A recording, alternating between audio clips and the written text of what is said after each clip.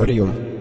ह्या माहितीपटाचा विषय केवळ दहशतवाद व दहशतवाद विरोधी युद्ध हा नसून पुढील काळात उलगडत जाणाऱ्या जागतिक घडामोडींच्या शक्यतांचा विचार आतापर्यंत घडलेल्या घटनांच्या आधारे करणे हा आहे. सामान्य जनांचा किंवा काही वेळा राजकीय नेतृत्वाचाही असा समज असतो की युद्धचर्चा व युद्धमीमांसा ही उघडपणे होऊच शकत नाही. त्याचबरोबर भारतातीलच काय परंतु जगातील प्रत्येक देशातील 90% जास्त जनता युद्धामागील राजकीय कारणे व त्यांची परिपूर्ती याविषयी फक्त जुळवी माहितीवरच युद्धविषयक विचार करू शकतो. परंतु युद्धाचे परिणाम मात्र 100% या सामान्य जनतेलाच भोगायचेही असतात आणि पेलायचेही असतात. हे भविष्य कथन नव्हे तर हा अभ्यास आहे इतिहासाचा. हा अभ्यास आहे सद्यस्थितीचा आणि संशोधन आहेत जागतिक रंगमंचावरील विविध पात्रांच्या मनोगतांचे.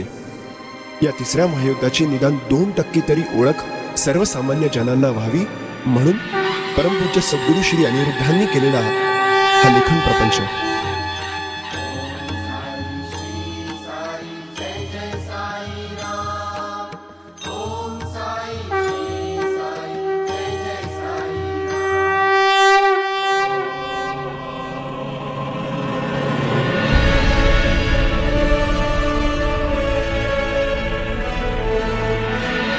दुसऱ्या महायुद्धासाठी जी परिस्थिती व हितसंबंध कारणीभूत ठरले तशीच परिस्थिती व हितसंबंधांचे स्थापन विस्थापन सध्या घडत चालले आहे व जग आता 108% तिसऱ्या महायुद्धाच्या दिशेने अतिशय वेगाने गती करत आहे.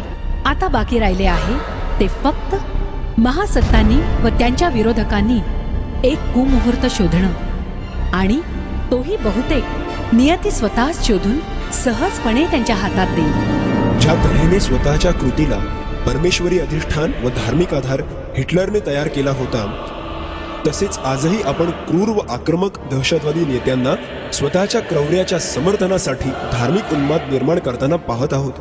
इराकमध्ये शियापंथीयांचे प्रचंड मोठे हत्याकांड करताना सद्दाम हुसेनने स्वतःच्या ज्या निर्गुण कृतीला अशीच धार्मिक बैठक दिली होती व तथाकथित ओसामा बिन लादेन सुद्धा सदैव मादक द्रव्यांचा प्रचंड मोठा व्यापार करून स्वतःचे नेतृत्व सिद्ध करण्यासाठी सदैव साध्या भोळ्या समाजाच्या पवित्र भावनांचा आधार घेत आहे.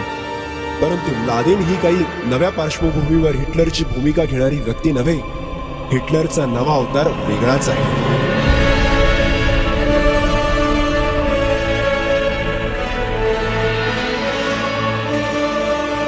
ओसामा बिन लादेन लवकरच पुढे येऊन ठेपणाऱ्या तिसऱ्या महायुद्धाचे शिल्पकार व जनक हे पाताळ यंत्री त्रिकुटच असेल आणि या महायुद्धाच्या पूर्वतयारीत खूप मोठा वाटा आहे तो ओसामा बिन लादेनचा.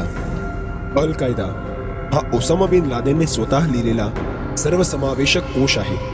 या ग्रंथाचे एकूण 11 खंड आहेत. या ग्रंथाची भाषा अरबी आहे व या ग्रंथास धर्मयुद्धाचा संपूर्ण मार्गदर्शक मानले जाते.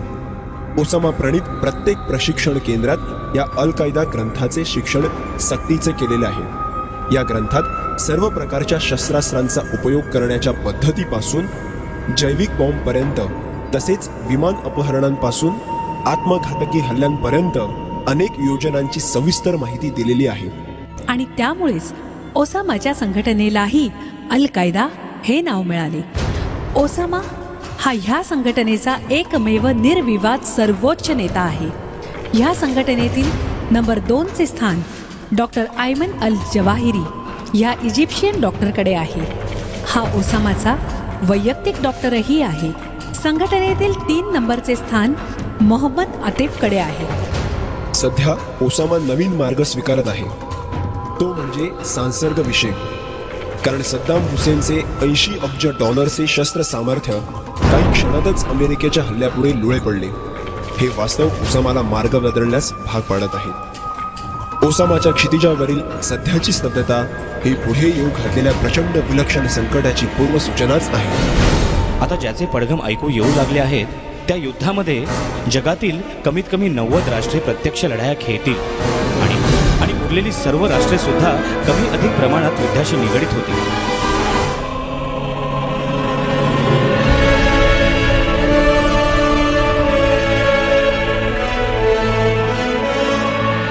दहशतवाद जोपर्यंत अमेरिका व इंग्लंडच्या उपयोगाचा होता तोपर्यंत या राष्ट्रांनी रशिया, भारत व चीनचे खच्चीकरण होताना पाहूनही त्याचा जराही विरोध केला नाही.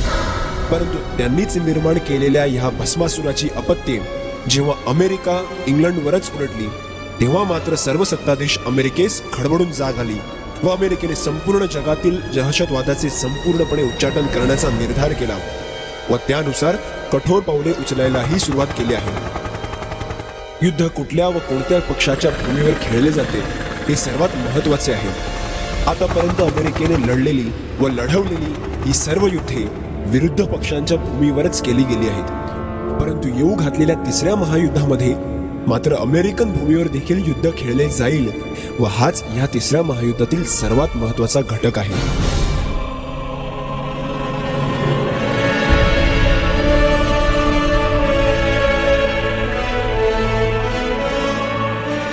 अमेरिका, बुश, राईस ही अतिरेक्यांच्या यादीतील पहिली ओळ आहे. अमेरिकन काँग्रेस व सिनेटमध्ये विविध मते व विरोध असतानाही सर्वांना, सर्व गटांना नीट समजावून देऊन व वेळ पडल्यास समज देऊन बुश यांनी दहशतवाद विरोधी युद्धाचे शिंग फुंकले. गेल्या 6 वर्षात बुश यांच्या अगणित प्रतिमांचे शत्रू राष्ट्रात दहन केले गेले. अजून तरी दहशतवाद विरोधी लढाईत हा एकाकीपणे झुंजत आहे असे चित्र पाश्चिमात्य राष्ट्रात निर्माण झाले आहे. बुशना संपवण्याचे अल कायदाचे प्रयत्न अल्प प्रमाणात जरी यशस्वी झाले तरी अमेरिकेतील जनमत एका क्षणात संघटित होऊन महायुद्धाचे दरवाजे पटकन उघडतील.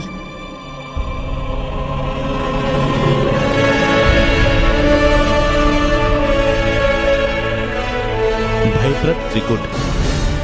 सर्व जगालाही, विशेषतः अमेरिकेला त्रासदायक ठरू शकणारे एक भयप्रद त्रिकूट जन्माला आलेले आहे. चीन, पाकिस्तान व नॉर्थ कोरिया.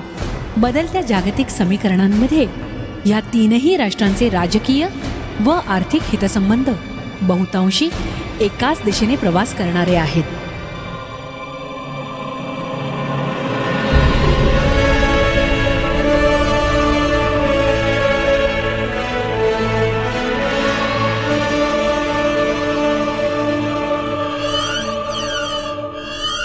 पाकिस्तान, जागतिक दुर्दैवाचा दूत. हा देश आज जागतिक स्तरांवरील अनेकविध राजकीय घडामोडींमध्ये महत्वाचा घटक ठरला आहे. हा चीनचा दत्तक पुत्र तिसऱ्या महायुद्धाच्या प्रथमार्धातील रणनीतीचा रचयिता असेल. ह्या देशातच निर्माण होणारे एक झुंजार नेतृत्व तिसऱ्या महायुद्धास वेग, आवेग व दिशा देणारे ठरेल. भारतात ज्याप्रमाणे असंख्य छोटे मोठे राजकीय पक्ष आहेत, त्याच धर्तीवर पाकिस्तानमध्येही असंख्य छोटे छोटे राजकीय पक्ष व संघटना आहेत. पाकिस्तानचा जन्म आणि वाढ दोन्ही गोष्टी भारतद्वेषातूनच झाल्या आहेत. पाकिस्तानावर राज्य करावयाचे तर भारतद्वेष व काश्मीरचा प्रश्न चिघळता ठेवलाच पाहिजे हे प्रत्येक पाकिस्तानी राज्यकर्त्यास नीट ठाऊक असते. अणुबॉम्ब हाताशी असणारे पाकिस्तान हे एकमेव मुस्लिम राष्ट्र आहे.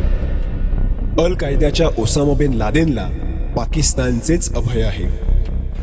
पाकिस्तानचा ISI माजी प्रमुख जनरल हमीद गुल हाच ओसामा बिन लादेनचा 2001 पर्यंतचा प्रमुख सल्लागार म्हणून काम पाहत होता व हा हमीद गुल मुशर्रफचा निकटतम मानला जातो.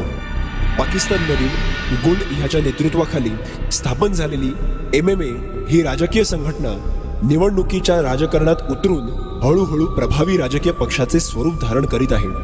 हा MMA पक्ष अल कायद्याच्या व इराण आणि चीनच्या पाठिंब्यामुळे पुढे पाकिस्तानचा शासक तयार करणार व हा MMA निर्मित प्रभावी जिहादी नेता, पाकिस्तानची सर्व धुरा सांभाळणारा आणि हाच अँटी ख्रिस्टचा प्रमुख प्रतिनिधी असणार. या नेत्यास सध्या फक्त X या नावाने संबोधूया.